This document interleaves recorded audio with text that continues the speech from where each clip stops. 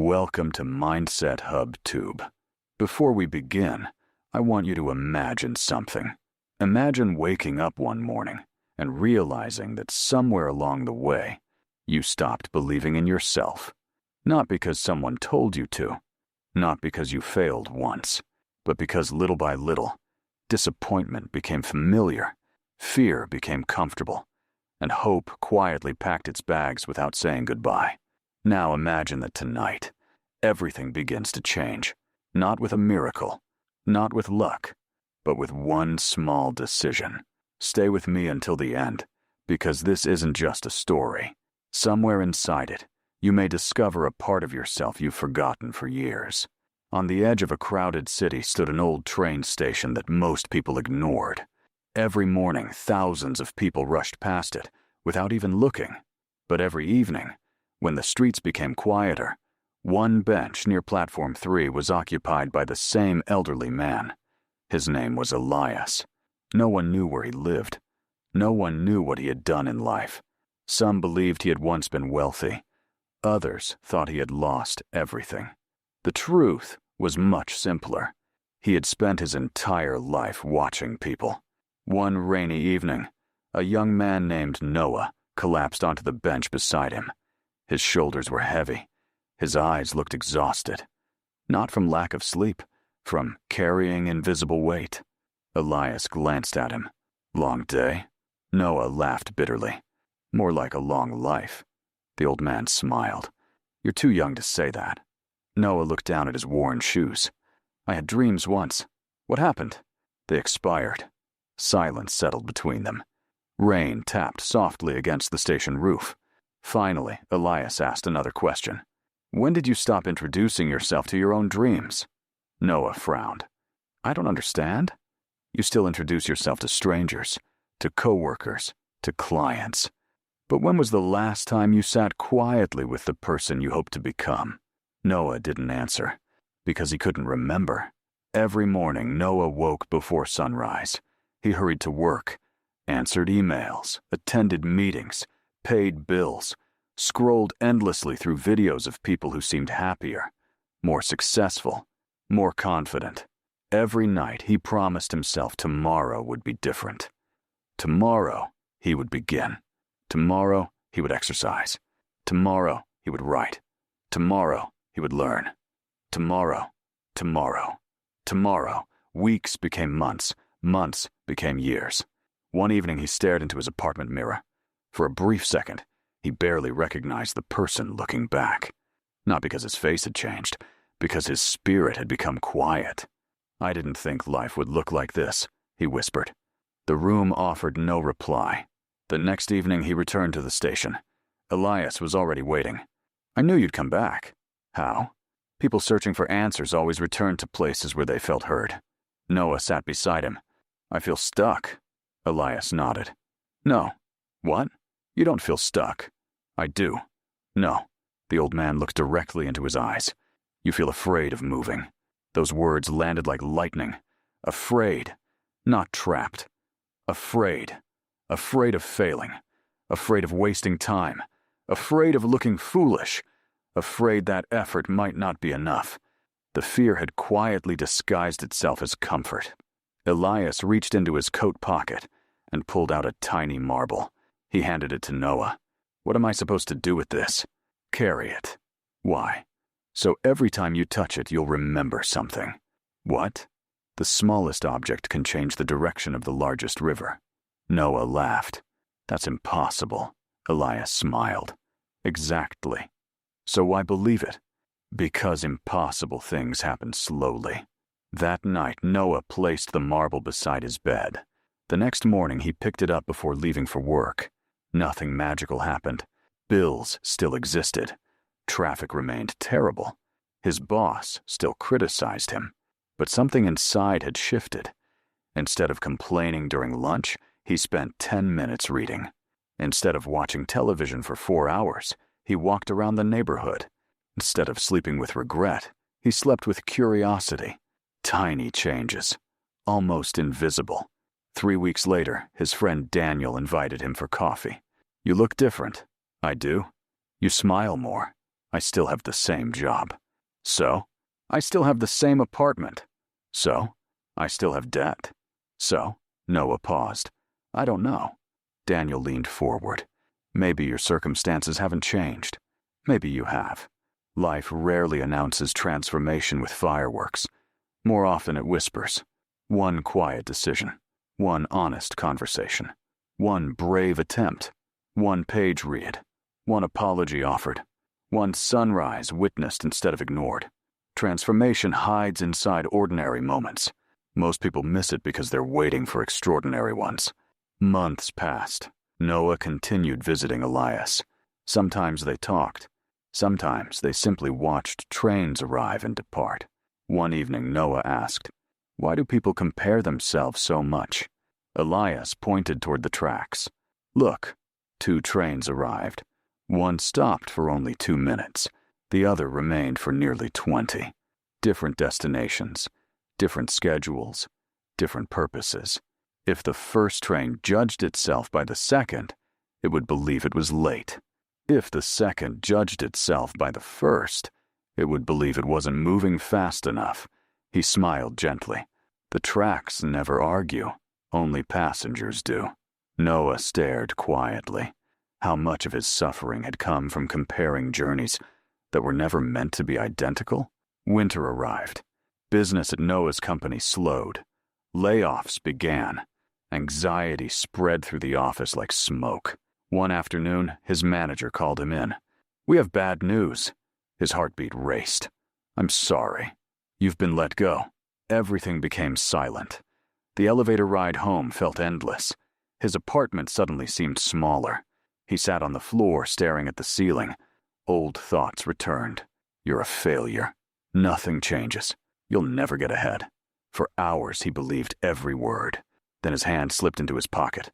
The marble. He closed his fingers around it. Impossible things happened slowly. He stood up, not because he felt confident, because he refused to surrender. The next morning he returned to the station. "I lost my job." Elias nodded calmly. And? Yes, I just told you. I heard you." Silence. "What happens next?" "I don't know." Good. Good? That means possibility has entered the room. Weeks became difficult. Savings disappeared faster than expected. Applications were ignored. Interviews ended politely. No offers arrived. There were nights when Noah questioned every decision. One evening he admitted, "I think life forgot about me." Elias chuckled softly. "No. What then? Life is waiting to see whether you've forgotten yourself." One afternoon, Noah wandered into a small community center looking for temporary work. An old librarian noticed him reading while waiting. "You enjoy books." "I enjoy becoming someone better than yesterday." The librarian smiled. "We need volunteers." He agreed. Days turned into weeks. He organized shelves, helped children find stories, listened to elderly visitors share memories. Something unexpected happened. People started asking him for advice, not because he had all the answers, because he listened, really listened. For the first time, Noah understood that value isn't always measured by a paycheck. Sometimes it's measured by the peace people feel after talking to you. One little girl named Mia visited every Thursday. She struggled with reading. Each mistake embarrassed her. "I'm not smart," she whispered. Noah smiled. "Who told you that?" "No one." "Then why do you keep repeating it?" She looked confused. "I don't know." He handed her a blank notebook. "Every time you learn something new, write it here." Weeks later, the notebook was nearly full. She proudly announced, "I finished my first chapter book." Her smile reminded Noah of someone, himself, long ago, before doubt learned his name. Spring returned. The city looked brighter, not because it had changed, because Noah had. He still didn't know exactly where life was taking him, but he no longer feared the road.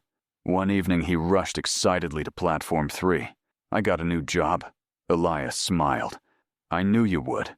"You did?" "No." "Then why say that?"